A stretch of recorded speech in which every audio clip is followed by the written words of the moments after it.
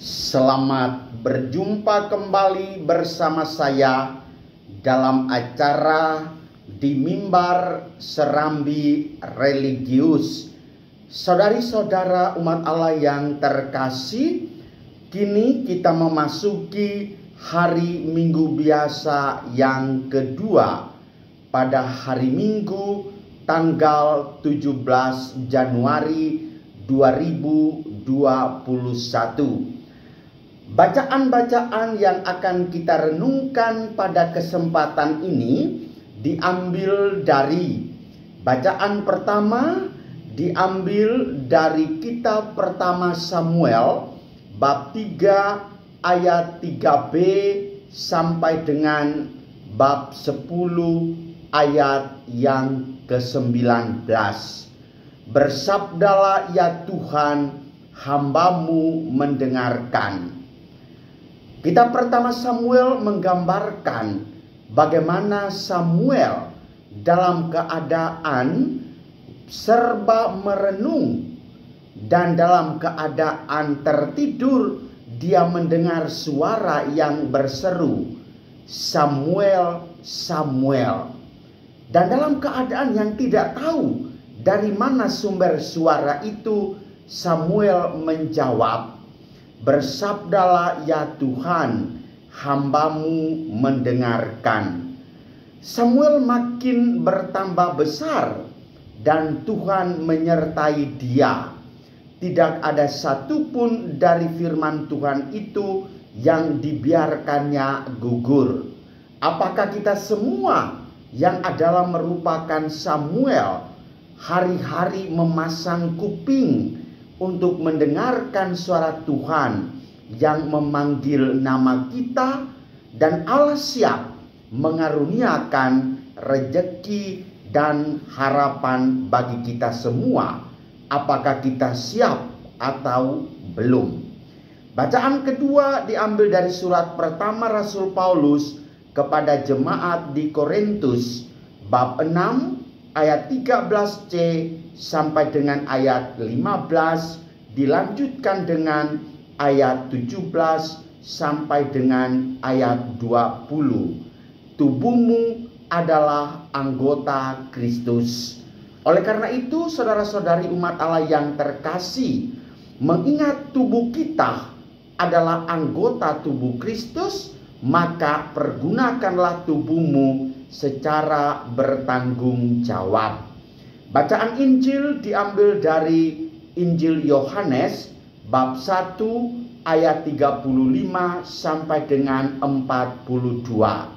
Demikian bunyinya. Sekali peristiwa Yohanes berdiri di tempat ia membaptis orang di sungai Yordan bersama dengan 2 orang muridnya. Ketika melihat Yesus lewat, Yohanes berkata, lihatlah anak domba Allah. Mendengar apa yang dikatakan Yohanes, kedua murid itu pergi mengikuti Yesus. Tetapi Yesus menoleh ke belakang. Melihat bahwa mereka mengikuti dia, Yesus lalu berkata kepada mereka, apakah yang kamu cari? Kata mereka kepadanya, Rabi, artinya guru, di manakah engkau tinggal? Yesus berkata kepada mereka, marilah dan kamu akan melihatnya. Mereka pun datang dan melihat di mana Yesus tinggal, dan hari itu mereka tinggal bersama-sama dengan dia. Waktu itu kira-kira pukul 4. Salah seorang dari kedua murid yang mendengar perkataan Yohanes lalu mengikut Yesus adalah Andreas, saudara Simon Petrus. Andreas mula-mula bertemu dengan Simon saudaranya dan ia berkata kepadanya, kami telah menemukan Mesias, artinya Kristus. Lalu Andreas membawa Simon kepada Yesus. Yesus memandang dia dan berkata, engkau Simon, anak Yohanes, engkau akan dinamakan Kefas, artinya Petrus. Demikianlah Injil Tuhan, terpujilah Kristus. Marilah dan kamu akan melihatnya. Ibu bapa, saudari-saudara umat beriman, anak-anak, kaum remaja, dan saudara-saudari yang terkasih dalam Yesus Kristus. Ajakan Tuhan Yesus kepada dua orang murid yang melihat Yesus lewat ketika mereka berdiri bersama Yohanes Pembaptis, dan Yohanes memperkenalkan kepada mereka, lihatlah Anak Domba Allah. Perkenalan membawa aplikasi nyata. Kedua murid itu bergegas mengikuti Yesus dari belakang. Dan Yesus menoleh ke belakang. Yesus mengatakan kepada mereka, apakah yang kamu cari? Kata mereka kepadanya, Rabi, artinya guru, di manakah engkau tinggal? Lanjut Yesus, marilah dan kamu akan melihatnya.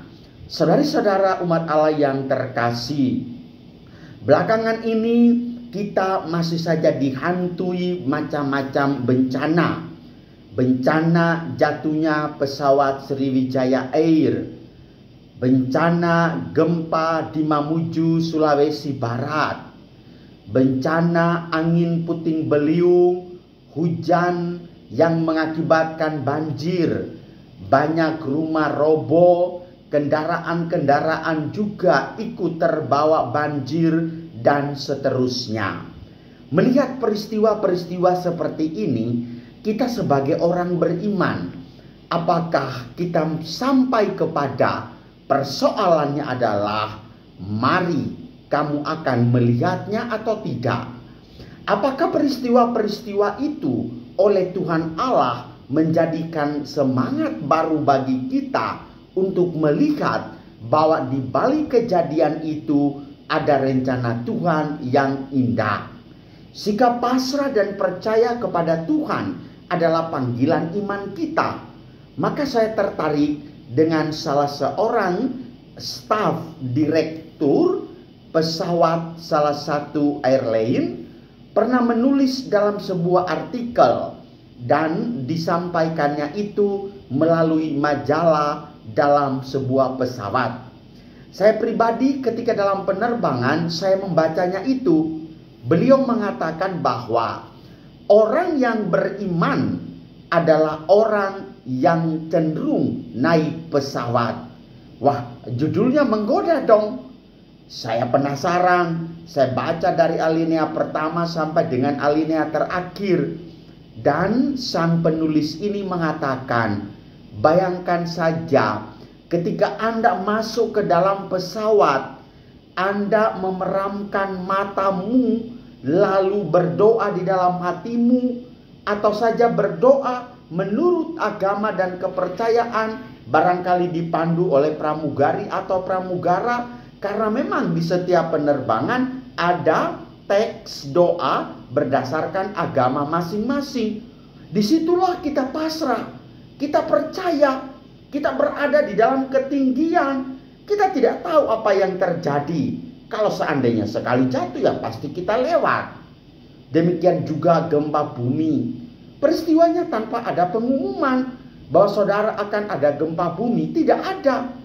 Kalau hujan bisa saja tanda-tandanya mendung, tetapi juga tanpa sengaja bisa saja banjir meluap dan longsor mengakibatkan banyak orang yang tidak tertolong, nyawanya hilang bersama banjir. Saudara-saudara umat Allah yang terkasih, menyikapi itu semua, saya hendak mengajak kita semua, janganlah putus asa. Teruslah kita mencari Tuhan Yesus yang berbicara melalui setiap peristiwa dan setiap kejadian itu. Dan semuanya itu bukan merupakan kehendak Tuhan. Ingat sekali lagi, peristiwa-peristiwa itu bukan merupakan kehendak Tuhan. Tetapi Tuhan mau menegur kita sejauh mana kita menggunakan segala sesuatu secara bertanggung jawab? Sejauh mana kita bertanggung jawab terhadap alam? Kalau memang kita menyadarinya, Tuhan akan mengatakan, marilah dan kamu akan melihatnya. Kalau kita sudah datang, melihat, tinggal bersama Tuhan Yesus, maka dengan gampang kita berbicara tentang Tuhan Yesus. Dengan gampang kita memproklamirkan iman akan Kristus yang adalah Sang Penyelamat, yang tidak akan pernah membiarkan umatnya terlantar atau menjadi korban gempa bumi atau menjadi korban bencana banjir. Tetapi sadarlah saudara-saudariku, semoga dengan peristiwa-peristiwa belakangan ini kita semua merefleksikan diri dan kita terus-menerus mencari di manakah Yesus tinggal. Dan kalau kita sudah menemukannya, di sana kita akan mengalami sukacita, keselamatan, kesehatan, dan ketentraman jiwa raga karena kita tinggal bersama Tuhan Yesus. Selamat mengambil bagian di dalam rumah milik Allah Bapa di sorga. Tuhan memberkati kita semua. Amin.